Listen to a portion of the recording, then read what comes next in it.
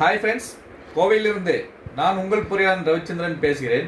இந்த பதிவில் என்ன பார்க்குறோன்னா, நம்ம குடோன் பில்டிங்கில் வந்து கிராவலெல்லாம் ஃபில் பண்ணி கன்சல்டேஷன் முடிச்சுட்டு அதுக்கப்புறம் ரேமிங் அப்படின்ற ஒரு ஒர்க்குக்காக நம்ம போகிறோம். ஸோ ரேமிங் வந்து எப்படி பண்ணியிருக்கோம் அப்படிங்கிறது தான் இந்த வீடியோவில் பார்க்குறோம். வாங்க வீடியோக்குள்ளே போகலாம். இந்த எர்த்தை வந்து ரேமிங் பண்ணுறதுக்காக நம்ம ரோலர் மிஷினை வந்து அவுட் சோர்ஸ் பண்ணிக்கிட்டோம்.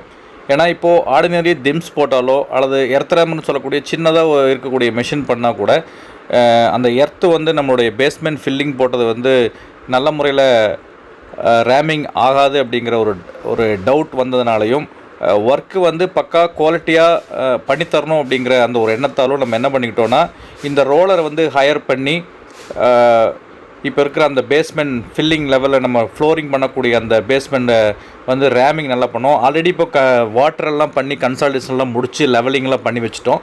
ஸோ இதுக்கு மேலே இந்த ரோலர் மிஷினை ஓட்டி அந்த எர்த்தை வந்து நல்லா காம்பேக்ட் பண்ணி அதுக்கப்புறமா தான் நம்ம ஃப்ளோரிங் போடுறோம்.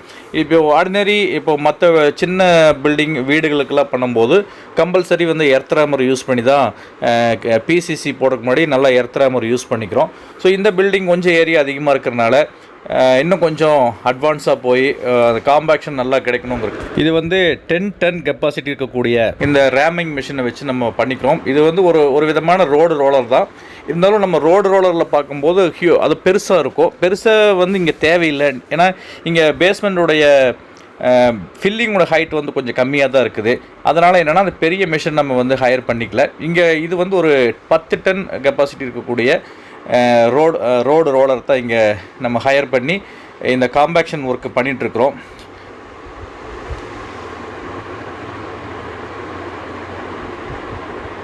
இப்படி நல்லா திம்ஸுக்கு பதிலாக இது வந்து நல்லா இப்படி காம்பேக்ட் பண்ணும்போது என்ன ஆகுன்னா, நாளைக்கு ஃப்ளோரிங்கில் ஏதாவது இந்த காங்கிரீட் பண்ண பிறகு கிராக் வர்றது இறங்குறது இதையெல்லாம் நம்ம வந்து அவாய்ட் பண்ணிக்க முடியும்.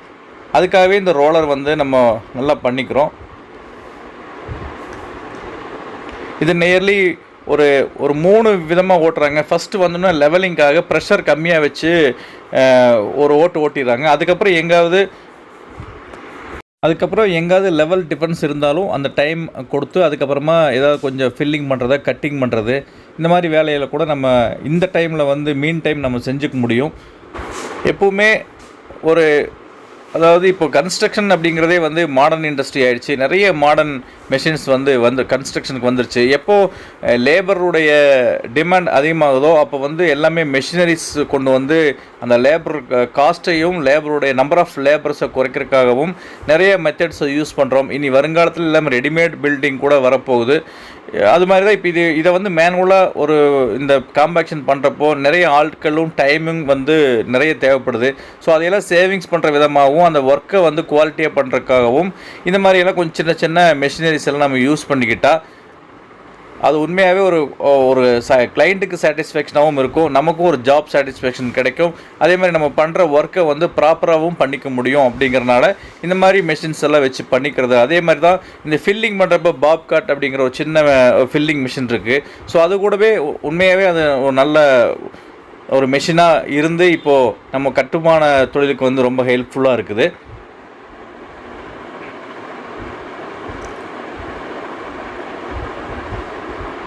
இப்போ அந்த ஃபஸ்ட்டு கோட்டு ஓட்டி முடிச்சோடனே பார்த்தீங்கன்னா சின்ன லெவல் டிஃபரன்ஸ் வந்தது. அதை உடனே அதை எடுத்துகிட்டு என்னென்ன எவ்வளோ மேடு பள்ளமாக இருக்கிற இடத்துல எல்லாம் மேடாக இருக்கிற இடத்துல மண்ணை எடுத்துகிட்டு பள்ளமாக இருக்கிற இடத்துல ஃபில் பண்ணி அதுக்கப்புறமா கொஞ்சம் வாட்டரிங் பண்ணி காம்பேக்ட் பண்ணுறோம். இப்போ நீங்கள் இப்போ போயிட்டு இருக்கிற ஒர்க் பார்த்தீங்கன்னா இந்த இடத்துல கொஞ்சம் மேடாயிடுச்சு.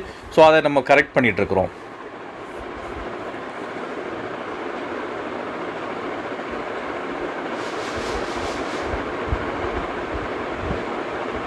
இது வெறுமே கிராவல் மட்டும் பண்ணாமல் கிராவல் கீழே கிராவல் போட்டு அதுக்கப்புறம் 1.5 ஃபீட் வந்து வெட் மிக்ஸ் போட்டிருக்கிறோம். அந்த வெட் மிக்ஸ் மேலே தான் இந்த ரோலர் நம்ம ஓட்டிக்கிறோம். அதுக்கப்புறமா கடைசி என்ன பண்ணுறாங்கன்னா, ஒரு 2-3 கோட் ஓட்டின பிறகு ப்ரெஷர் கொஞ்சம் அதிகமாக கொடுத்து, இப்போ நம்ம 10 டன் சொல்லியிருக்கிறாங்க, அந்த 10 டன் ப்ரெஷர் கொடுத்து அதுக்கப்புறமா மெதுவாக அதை ஓட்டிக்கிறாங்க. அப்போ இன்னுமே நல்ல ஒரு வைப்ரேஷன்ஸ் நம்மளால் அது உணர முடியுது. இப்போ இந்த மிஷின் ஓடுறது பார்த்திங்கன்னா ரொம்ப டெட் ஸ்லோவில் தான் ஓடுது. ஏன்னா அந்தளவுக்கு அவங்க ப்ரெஷர் கொடுத்து அந்த மண் அமுத்துறாங்க.